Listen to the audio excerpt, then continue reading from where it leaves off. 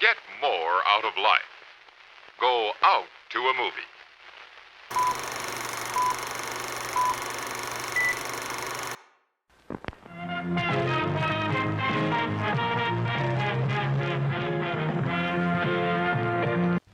Rated X. This movie is made by people who hate movie audiences. Well, It contains an absolutely negative view of human nature.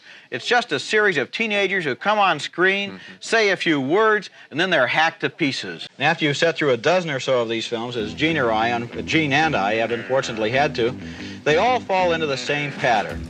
A woman or a young girl is shown alone, isolated, and defenseless, and then comes suspense-building scenes where the girl thinks she's about to be attacked, but she isn't. And then, just when you think everything's going to be okay and nothing's going to happen, a crazy killer springs out of the shadows and attacks her. Frequently, the killer sadistically threatens the victim before he strikes. It exists only to show killing and mutilation. They signify a disturbing new trend at the movie box office, one we'll be discussing on this special edition of Sneak Previews. It's a continuation of the senseless, gruesome, violent murders we saw in that first film. It's an unpleasantly, absolutely reprehensible little sleaze pit of a movie. This isn't a movie, it's a cinematic geek show. It seems to be made by and for people with no cheerfulness, no hope, no trust in human nature. It's against everybody. There is a difference between a horror movie and a freak show. These kinds of movies put some very bad ideas in society in the context of entertainment. Yes. It's totally nihilistic. Everybody gets killed. There's no pattern to it. These movies are junk. Give them a pass. Okay, so much for this week's journey into sick movies. Next week, the films have to get better. How can they be any worse?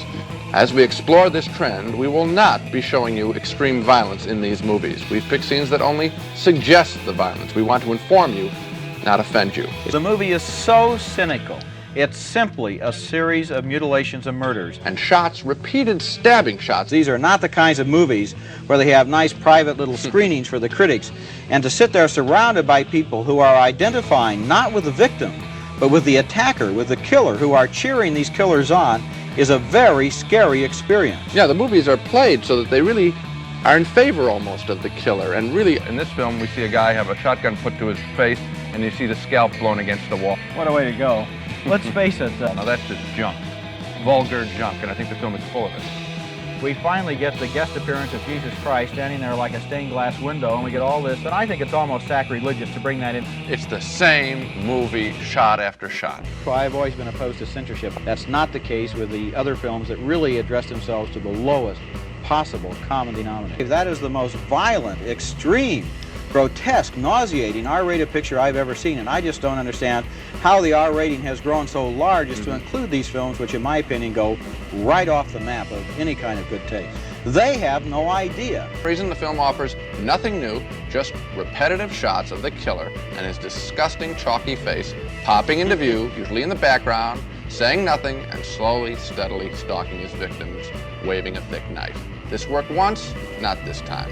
I also think that we've seen these tricks before. I mean, that's really what happens. The guy was scary once. Well, you see him another time, he's not so scary. Some films don't need sequels. The interesting thing about this film, though, is that it doesn't even have the courage to admit what it is, which is entertaining matinee trash, and let's have a little fun. Instead, the conclusion is so nihilistic, in which the movie basically says, that's it, everybody's going to die, there's no hope, fade to black, let's have the credits. It's one of the worst films of the year.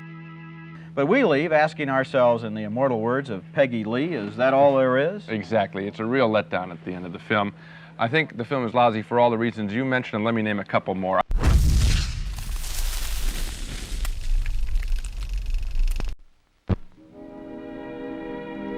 And now, folks, it's time to say goodnight. We sincerely appreciate your patronage and hope we've succeeded in bringing you an enjoyable evening of entertainment. Please drive home carefully and come back again soon. Good night.